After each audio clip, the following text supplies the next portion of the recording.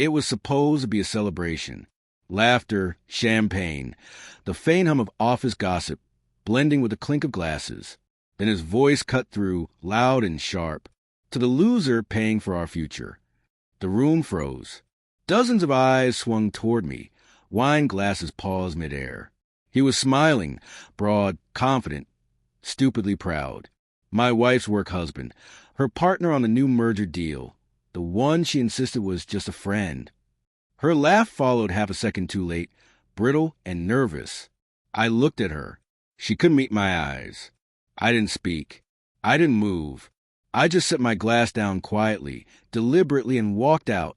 We'd been married 12 years. I'd met her when I was a broke engineer, designing systems no one noticed.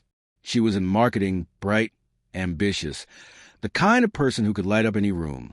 I used to love that about her. When she joined the new company, she called a fresh start, better pay, bigger network. I believed her. I even helped negotiate her contract, reviewed every detail, refined the benefits. My expertise became her advantage. I didn't realize how far she would take that habit.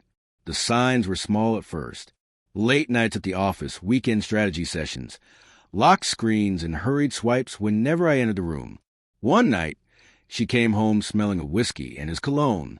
I recognized it immediately from last year's company retreat. I waited.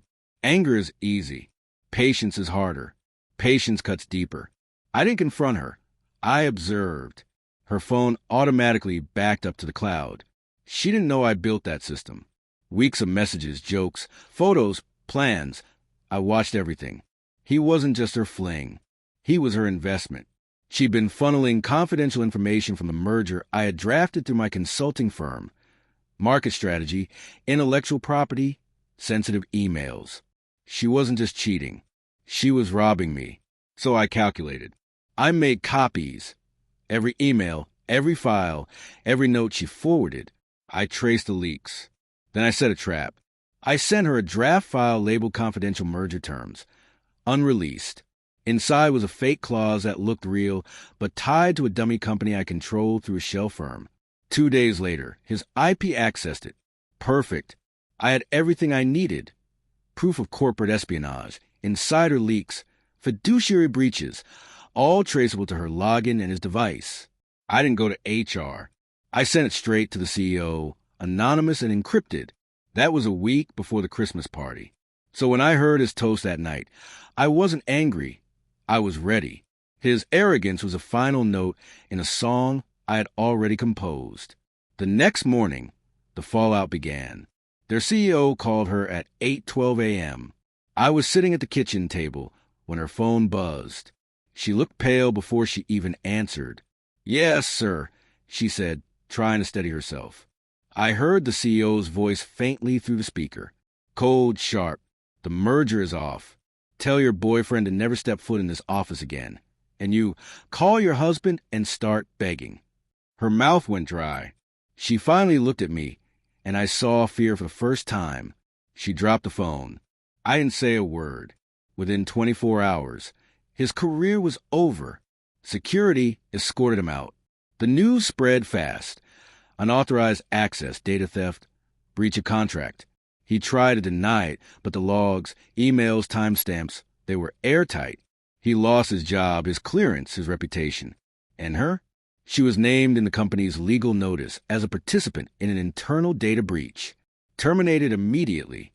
The man she risked everything for didn't even return her messages. She sat in silence for days. The same woman who once filled every room with noise. When she finally spoke, barely above a whisper, "Did you do this?" I met her eyes, calm, controlled.